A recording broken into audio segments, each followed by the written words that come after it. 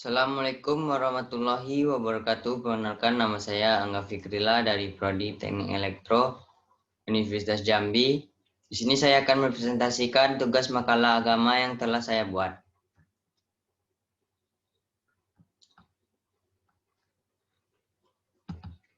Tugas makalah karakter religius manusia dalam kegiatan dan kehidupan sehari-hari.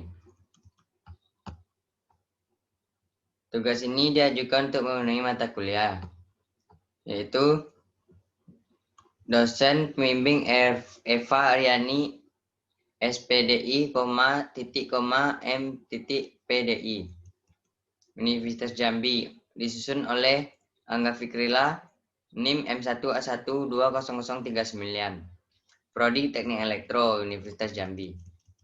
Kata pengantar.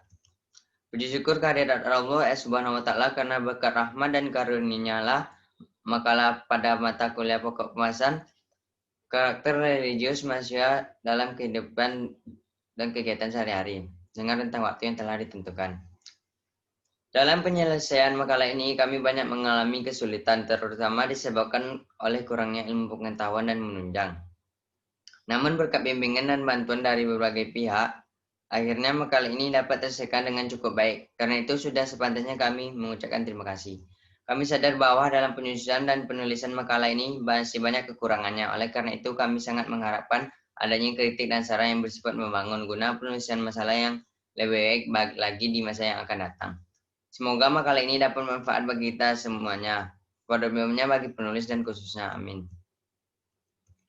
Daftar isi. Kata pengantar. Daftar isi ada bab 1 yaitu pendahuluan, latar belakang, rumusan masalah, dan tujuan dan manfaat pembahasan. Bab 2 ada pembahasan, yaitu pembahasan mengenai pengertian karakter religius itu sendiri, pembahasan mengenai ciri-ciri karakter baik dan buruk, dan pembahasan bagaimana menjadi insan berkarakter, dan yang terakhir bagaimana karakter religius dan Qurani itu. Bab 3 ada penutup dan yaitu kesimpulan dan saran. Masuk ke bab 1 pendahuluan, latar belakang. Pendidikan karakter religius pada sekarang ini dalam kualitas masyarakat mengalami penurunan, seperti jadi kekerasan, pornografi, tawuran, dan lainnya. Seperti perampokan, penculikan, dan kejahatan kriminal lainnya. Sehingga dalam pendidikan karakter ini merupakan program pendidikan yang harus diimplementasikan ke dalam pendidikan formal di seluruh jenjang pendidikan nasional.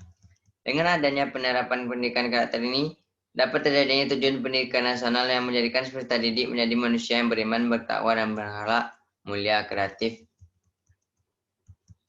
dan kreatif.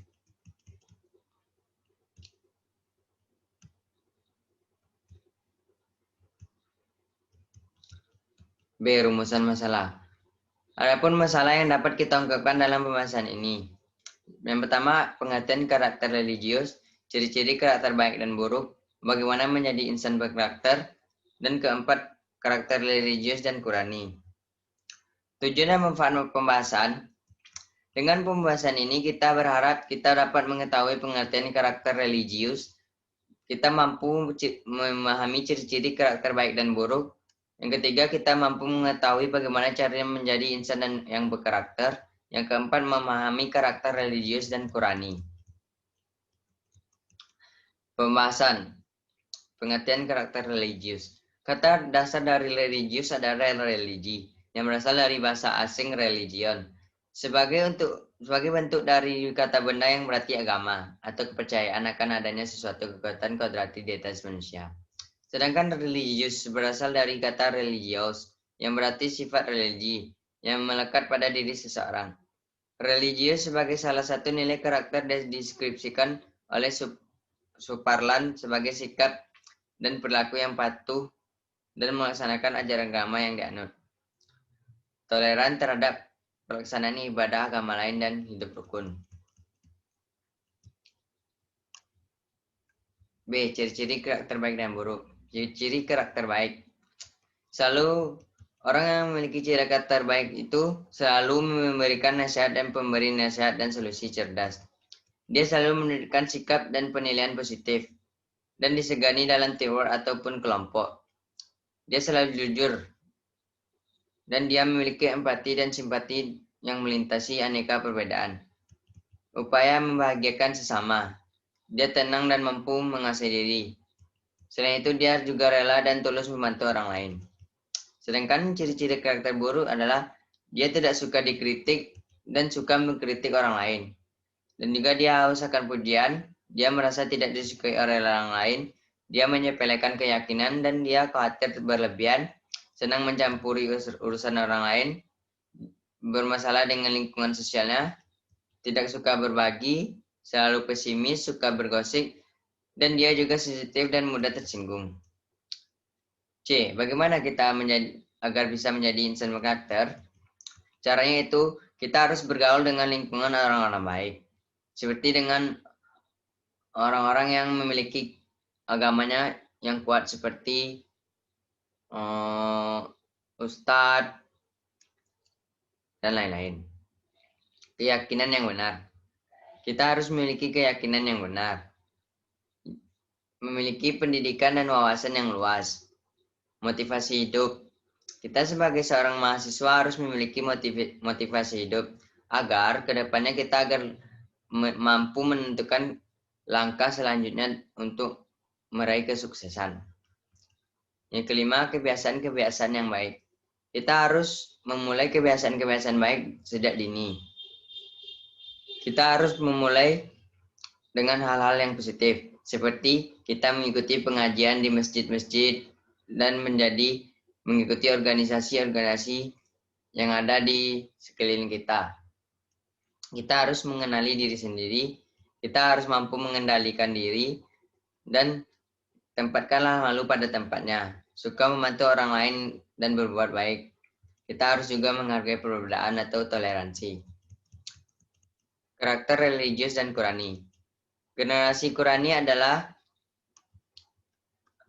generasi yang menjadikan Al-Quran sebagai pedoman hidup dan meyakini kebenarannya. Mereka mampu menunjukkan kuat akidahnya, benar ibadahnya, dan bagus akhlaknya, serta tinggi peradabannya. Mereka juga membaca, menghafal, dan memahami dengan baik dan benar makna yang terkandung dalam Al-Quran, serta mengamalkan seluruh isinya dalam aspek kehidupan. Generasi yang kehidupan sehari-harinya bermurah pada Al-Quran dan sunnahnya, generasi yang dekat dengan Al-Quran, generasi yang mencintai dan yang selalu membaca Al-Quran dalam kesehariannya. Kita berharap generasi yang belajar Al-Quran dan mengajarkannya dapat mengimplementasikan isi kandungannya dalam kehidupan sesuai dengan tuntunan Rasulullah Shallallahu Alaihi Wasallam dan menjadikan Al-Quran sebagai rujukan dalam setiap urusan. Begitu pentingnya Al-Quran di mata Rasulullah Shallallahu Alaihi Wasallam. Sehingga di akhir ayatnya berpesan kepada umatnya, aku tinggalkan untuk kalian dua perkara, yaitu Al-Quran dan hadis. Generasi Qurani memiliki karakteristik umum dan khusus. Adapun karakteristik umumnya adalah sebagai berikut. 1. Al-Quran menjadi pedoman sumber rujukan utama dalam kehidupannya. 2. Al-Quran selalu dipelajari dan diamalkan. 3. Perilaku yang berlawanan dengan kandungan Al-Quran ditinggalkan secara total. Sedangkan karakteristik khusus generasi Qurani diantaranya bisa membaca dan menulis Al-Quran dengan baik, mampu menerbangkan Al-Quran. 3. Mampu memahami isi kandungan Al-Quran dan mampu mengimplementasikan Al-Quran dalam kehidupan sehari-hari. Ada berbagai upaya yang bisa dilakukan untuk menjadi generasi Qurani. Pertama, membuat kebijakan pemerintah daerah tentang institusi dan program membangun generasi Qurani baik secara formal, informal maupun non-formal. Kedua, mengajarkan Al-Quran sejak dini baik di rumah, di tempat ibadah maupun sekolah, termasuk menghafal surat-surat pendek. Ketiga, mengajarkan Al-Quran penuh kasih sayang. Tidak boleh ada kekerasan, dengan lebih mengutamakan pemberian penghargaan atau hadiah daripada hukuman. Ketiga, membelajarkan Al-Quran sesuai dengan potensi dan kondisi anak. Ingat bahwa anak itu unik sehingga mereka memiliki gaya belajar yang berbeda. Keempat, mengondisikan anak untuk bisa memiliki adab dan menghormati Al-Quran. Baik terkait dengan sikap ketika membawa dan menaruh dan menempatkan Al-Quran di tempat baik, dan bersikap khusyuk ketika mendengar orang lain membaca Al-Quran. Ketiga, penutup. Dari pembahasan tadi, dapat kita simpulkan bahwa karakter religius merupakan karakter yang harus dimiliki oleh seorang apalagi orang muslim, manakala menginginkan kedamaian dan keridhaan dari Allah Subhanahu wa taala. Tanpa adanya karakter religius, menjadi sebuah keniscayaan seorang akan mencapai kehidupan yang mendamaikan. Karena pada hakikatnya semua orang butuh berperilaku religius. Yang berperilaku religius hidup lebih terarah, mempunyai pedoman dan tentunya lebih bahagia. Jika seseorang tidak berperilaku religius, pasti hidupnya acak-acakan, tidak memikirkan kewajiban-kewajibannya sebagai manusia terhadap Tuhannya, tidak menghargai sesama, suka membuat onar maupun menang sendiri, yang mana akibatnya adalah dikucilkan oleh orang lain. Padahal yang namanya manusia, hidup dunia harus menjalin hubungan dengan baik dengan Tuhannya maupun dengan sesamanya.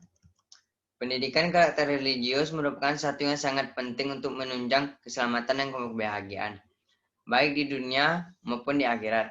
Adapun dalam pelaksanaannya dapat dilakukan dalam berbagai lingkungan kehidupan, salah satunya di antaranya yakni dalam lingkungan sekolah.